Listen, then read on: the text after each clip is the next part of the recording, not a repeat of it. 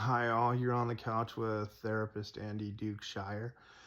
And I want to tell you the story about dating a princess. So I used to date this woman from India and she grew up pretty well off, right? But due to some issues, her family wasn't doing too well and she went to college and came back and started a business and ended up being really successful in India and became like a multi-million-dollar business. And then she came to the United States and grew her business here and made it even more successful. And so, but apparently, when she lived in India, she had house staff. And she told me that when, she'd wake up, she would have like cucumber water waiting for her, and all of her food was made for her and cooked.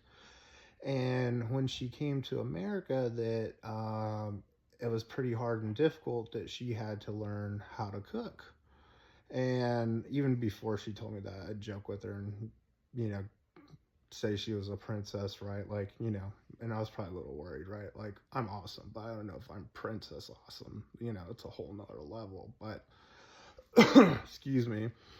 And I was like thinking, really, like, that was kind of the difficult part, like learning how to cook. And it's like, I want to kind of use that story as a platform to say whatever the difficulty is, however big or small that, you may perceive it, the others may perceive it, you know, whatever, it's still a difficulty, right? But, you know, don't, I think sometimes we don't realize that we've been through some pretty hard stuff and we've overcame some pretty hard stuff. So, and that it can do us really good to remember these things that we've overcome to deal with the next challenge. So that's the message. Hope this was helpful.